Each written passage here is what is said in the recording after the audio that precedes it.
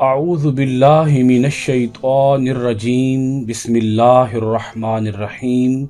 معزز خواتین و حضرات، عزیز طلباء و طالبات، ڈیلی قرآن کلاس میں آپ سب کو خوش آمدید۔ امید ہے آپ سب خیر و عافیت کے ساتھ ہوں گے۔ آج کی کلاس میں ہم 2 آیات کو پڑھیں گے، سورۃ النساء پارہ نمبر 4 آیت نمبر 9 اور 10۔ ان 2 آیات کے اندر اہم نکات یہ ہیں۔ اللہ رب العزت نے تمام اہل ایمان کو یتیموں کے مال کی حفاظت کا حکم ارشاد فرمایا ہے۔ نہ صرف حفاظت کا بلکہ اللہ پاک نے ان 2 آیتوں کے اندر ترغیب اور ترہیب کا انداز اختیار فرمایا۔ ترغیب اور ترہیب کے دونوں پہلوؤں کو آگے چل کر مزید وضاحت سے بیان کروں گا۔ ابھی صرف اتنا سمجھ لیجئے کہ اللہ رب العالمین نے تمام یتیموں کے سرپرستوں کو حکم دیا کہ تم یتیم بچوں کو اپنے بچے ہی خیال کرو، اور اسی کے ساتھ سزا بیان فرما دی کہ اگر کوئی یتیم بچوں کے مال کے اندر غبن سے کام لے گا، مال کو ہڑپ کر لے گا، تو اس کو کس قدر بھیانک انجام سے دوچار ہونا پڑے گا۔ اب ہم سورۃ النساء کی آیت نمبر 9 کا لفظی ترجمہ کرتے ہیں۔ وَلْيَخْشَا، اور چاہیے کہ ڈریں، الَّذِينَ، وہ لوگ جو بریکٹ میں آ جائے گا یتیموں کے سرپرست ہیں، لَوْ تَرَكُوا، اگر چھوڑ جاتے، مِنْ خَلْفِهِمْ، اپنے پیچھے، ذُرِّيَّةً، بچے، ضعافاً، کمزور، چھوٹے چھوٹے بچے، خافو، تو وہ کتنے فکر مند ہوتے، علیہم، ان کے متعلق، ان کے بارے میں، فَلْيَتَّقُوا اللَّهَ، پس چاہیے کہ وہ ڈریں اللہ سے، وَلْيَقُولُوا، اور کہیں، قولاً، بات، سدیداً، درست۔ ربط آیات سنیے گا۔ سورۃ النساء کی آیت نمبر 8 کے اندر اللہ رب العالمین نے وراثت کے احکام کا بیان شروع فرمایا، اور ساتھ ہی یہ بات ارشاد فرما دی کہ جب وراثت کی تقسیم کی جا رہی ہو، اگر اس موقع پر رشتہ دار آ جائیں، یتیم بچے آ جائیں اور مسکین لوگ آ جائیں، اس بستی کے، اس آبادی کے مستحق لوگ اگر اس موقع پر موجود ہوں، تو کچھ نہ کچھ بطور تحفہ، بطور ہبہ ان کو بھی دے دیا جائے، تاکہ ان کی دل شکنی نہ ہو، ان کی دل آزاری نہ ہو۔ اس آیت مبارکہ کے اندر اللہ رب العالمین نے بڑی ہی لطیف بات ارشاد فرمائی ہے۔ دل کے اندر پیدا ہونے والے باریک قسم کے، لطیف قسم کے جذبات کو اللہ پاک نے ایڈریس کیا ہے۔ جیسا کہ میں نے آغاز میں کہا، اللہ پاک نے ان 2 آیتوں کے اندر، سورۃ النساء کی آیت نمبر 9 اور آیت نمبر 10 کے اندر، اللہ پاک نے ترغیب اور ترہیب کے انداز کو اختیار فرمایا۔ ترغیب کا مطلب ہوتا ہے شوق دلانا، کسی کو شوق دلاتے ہوئے راہ راست پر گامزن کرنا، انعامات کا شوق دلانا، بشارتوں کا شوق دلانا، جنت کی ابدی نعمتوں کا شوق دلانا، محبت کا، شفقت کا، انس کا شوق دلانا، یہ ہے ترغیب۔ انتہائی نرم انداز میں کسی کو بات کہنا، یہ ہے ترغیب۔ اور ایک ہے ترہیب۔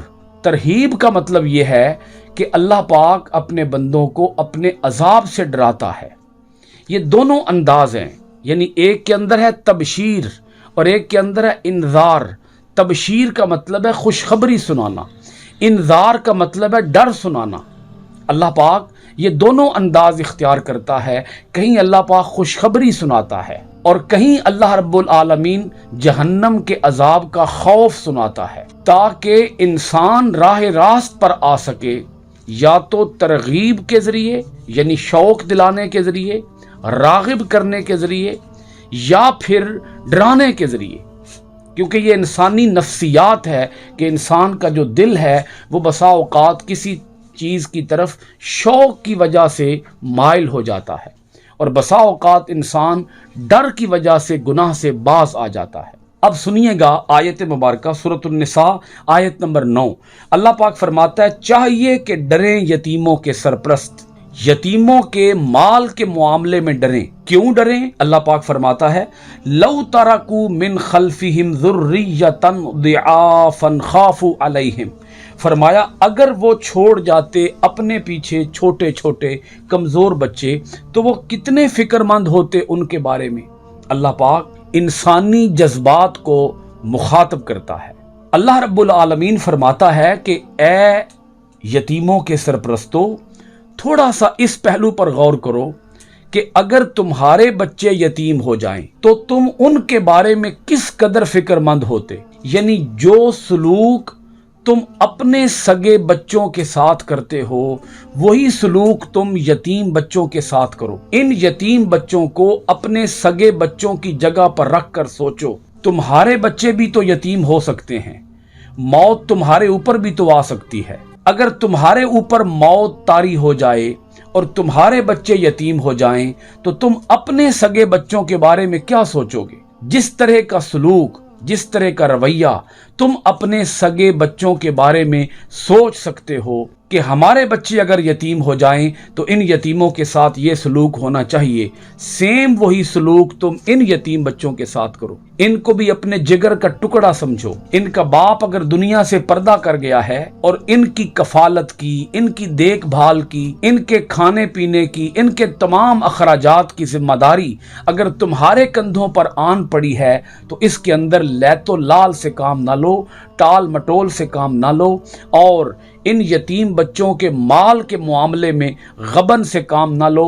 माल को हड़प करके ना बैठ जाओ, इनके माल के ऊपर सांप बनकर ना बैठ जाओ, इनके माल के तुम मालिक ना बन के बैठ जाओ, बल्कि इनके माल के तुम अमीन रहो, अमानतदार रहो। ये है कुरान मजीद का वो अंदाज कि जो इंतहाई बलीग है, इंतहाई फसीह है।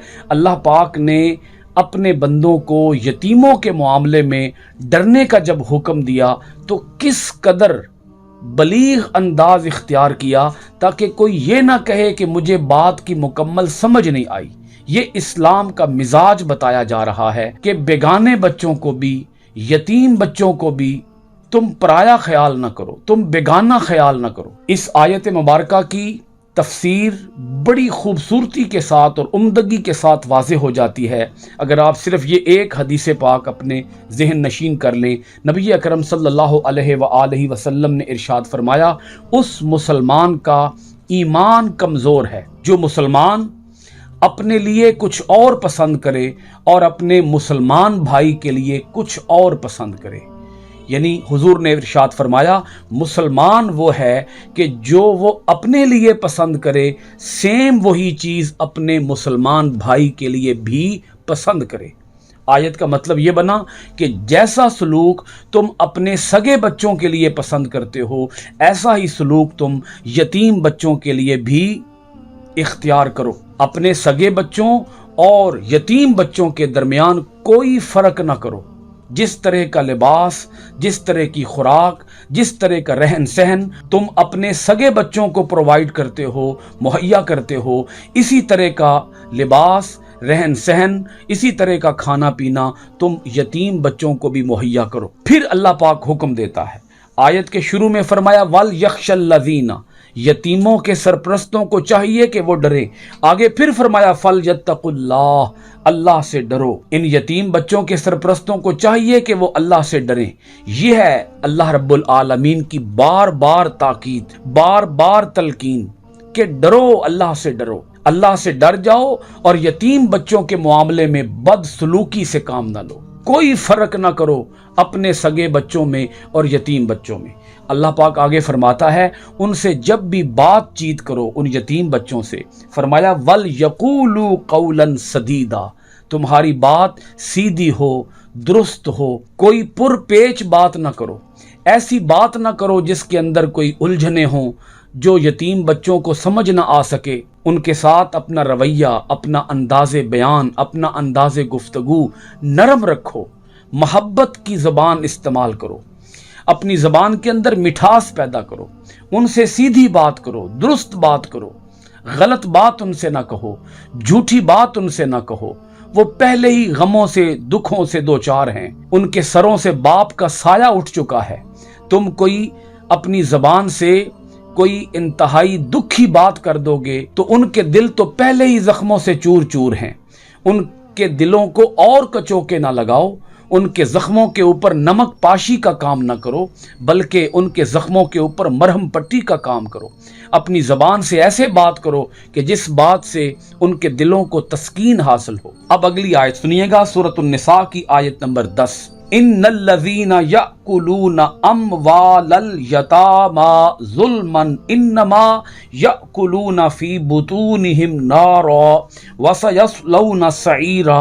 अल्लाह पाक इरशाद फरमाता है, इन्ना बेशक, अल्लज़ीना वो लोग जो यअकुलूना खाते हैं, अम्वालल यतामा यतीमों के माल, जुल्मन जुल्म करते हुए, इन्नमा बेशक, यअकुलूना वो भर रहे हैं, फी में बुतूनहिम अपने पेटों, नारन आग, वसयस्लौना सईरा और वो अनकरीब झोंके जाएंगे भड़कती हुई आग में। अल्लाह पाक इरशाद फरमाता है, बेशक वो लोग जो यतीमों के माल खाते हैं। ये है तरहीब। अल्लाह पाक यहाँ डरा रहा है, दोज़ख के अजाब से डरा रहा है। पहले शौक दिलाया, पहले तरगीब दिलाई, पहले फरमाया कि यतीम बच्चों में और अपने सगे बच्चों में कोई फ़र्क ना करो। जिस तरह का सलूक अपने सगे बच्चों के साथ करते हो, अपनी सगी औलाद के साथ करते हो, उसी तरह का सलूक तुम अपने यतीम बच्चों के साथ भी करो। फिर अल्लाह पाक आगे फरमाता है कि जान लो, डर जाओ, खबरदार हो जाओ, तुम्हें कबल अज वक्त इत्तला दी जा रही है। अगर तुम यतीमों का माल खाओगे तो याद रखो, बेशक जो लोग यतीमों का माल खाते हैं, जुल्मन, ना इंसाफी करते हुए, जुल्म करते हुए, तो वो अपने पेटों के अंदर आग भर रहे हैं। ये यतीमों का माल नहीं है, ये तुम अपने पेटों में आग भर रहे हो। आप इसको मिसाल के जरिए यूं समझ सकते हैं कि अगर एक कमरे के अंदर सुई गैस हो और सुई गैस लीक हो रही हो और पूरे कमरे के अंदर गैस भर जाए, तो कहने वाला तो यूं ही कहेगा कि कमरे के अंदर गैस है। लेकिन अगर माचिस की एक सलाई वहां फेंक दी जाए तो उसी वक्त उस कमरे के अंदर आग के शोले होंगे और आग के अंगारे होंगे। वो गैस जो थोड़ी देर पहले गैस थी, अब वो क्या बन चुकी है, वो आग में तब्दील हो चुकी है। अल्लाह पाक यहाँ बता रहा है कि जो आज तुम माल खा रहे हो और तुम अपने पेटों को भर रहे हो यतीमों के माल से, तो याद रखो ये माल नहीं है, ये आग ही है। तुम अपने पेटों में आग ही भर रहे हो और अन करीब वो झोंके जाएंगे भड़कती हुई आग में। यतीमों के माल के बारे में एक इंतहाई ज़रूरी अहम मसला आपकी खिदमत में रखूँगा, जिससे आयत की तफसीर मज़ीद वाज़े हो जाएगी। बसा औक़ात हम गैर इरादी तौर पर यतीमों का माल खा रहे होते हैं।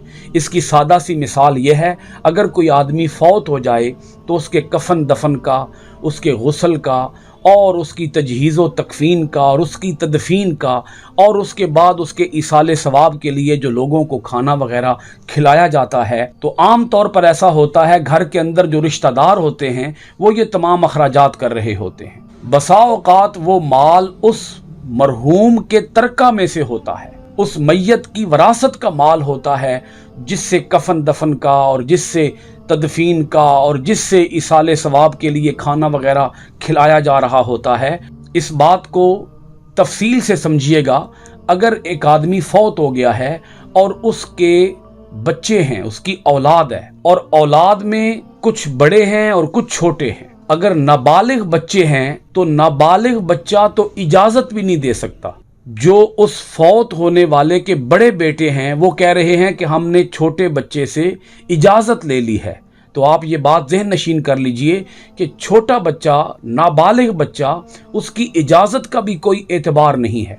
अगर वो इजाज़त दे भी दे तो उसकी इजाज़त को इजाज़त समझा ही नहीं जा सकता, क्योंकि अभी वो नाबालिग है। तो इसमें एहतियात ये बरतनी चाहिए कि जो उस फौत होने वाले के बड़े बेटे हैं, अगर वो उस मैयत के तरका में से अखराजात कर रहे हैं तो वो बड़े बेटे सिर्फ अपने हिस्सा में से अखराजात करें। वो जो यतीम बच्चों का हिस्सा बन रहा है उसमें से वो अखराजात न करें, क्योंकि अगर वो उस यतीम बच्चे के माल में से अखराजात कर देंगे तो वो, मैंने जैसे पहले अर्ज किया, वो तो इजाज़त ही नहीं दे सकता।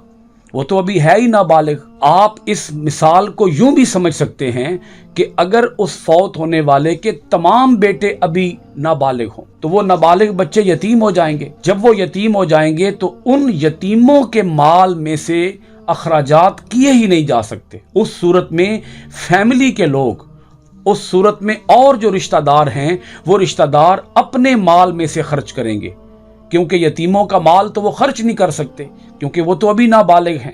وہ تو بالغ ہوں گے تو ان کی اجازت کا کوئی اعتبار کیا جائے گا۔ تو اس ساری گفتگو سے ہمیں یہ بات سمجھ آئی کہ ہمیں یتیموں کے مال کے معاملے میں انتہائی احتیاط سے کام لینا چاہیے، کیونکہ یہ جو آیت مبارکہ کے الفاظ ہیں انما یاکلون فی بطونہم نارا، تو وہ اپنے پیٹوں کے اندر آگ بھر رہے ہیں۔ حدیث پاک کے اندر آتا ہے کہ وہ شخص جو یتیموں کا مال کھاتا رہا، وہ جب قیامت کے دن جہنم رسید کیا جائے گا، جہنم واصل ہوگا، تو پھر اس کا حال یہ ہوگا کہ اس کے وجود کے اندر جتنے سوراخ ہوں گے ان سوراخوں سے آگ باہر نکل رہی ہوگی، یعنی اس کے پیٹ کے اندر آگ بھری ہوئی ہوگی، اور آگ اس قدر ہوگی، اس قدر اس کی شدت ہوگی کہ آگ کے شعلے مثلاً اس کے کانوں سے باہر نکل رہے ہوں گے، آنکھوں کے راستے سے باہر نکل رہے ہوں گے، اس کے منہ سے باہر نکل رہے ہوں گے، وجود کے تمام سوراخوں سے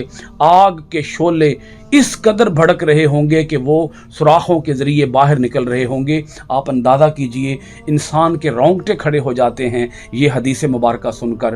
اور اللہ کے رسول علیہ الصلاۃ والسلام نے فضیلت بھی بہت بیان فرمائی کہ اگر کوئی یتیم کی کفالت کرتا ہے تو حضور نے ارشاد فرمایا، یتیم کی کفالت کرنے والا اور میں دونوں جنت میں یوں ساتھ ساتھ ہوں گے۔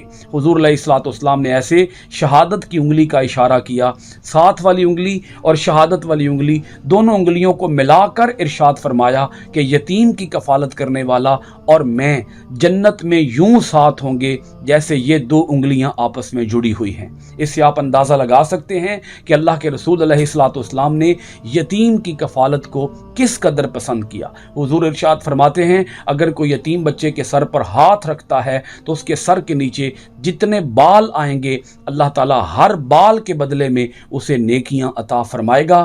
اللہ تعالیٰ سے دعا ہے کہ اللہ تعالیٰ ہمیں اپنی آیتوں پر غور و خوض کرنے، آیات کو ترجمہ معنی تفسیر و تشریح کے ساتھ پڑھنے، عمل پیرا ہونے اور قرآن کے آفاقی پیغام کو گلی گلی، کوچا کوچا، گوشہ گوشہ عام کرنے کی توفیقات خیر عطا فرمائے۔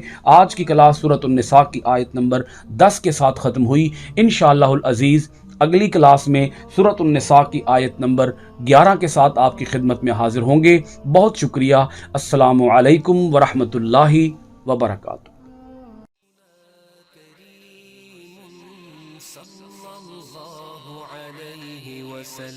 سيدنا كريم صلى الله عليه وسلم، سيدنا كريم صلى الله عليه وسلم، سيدنا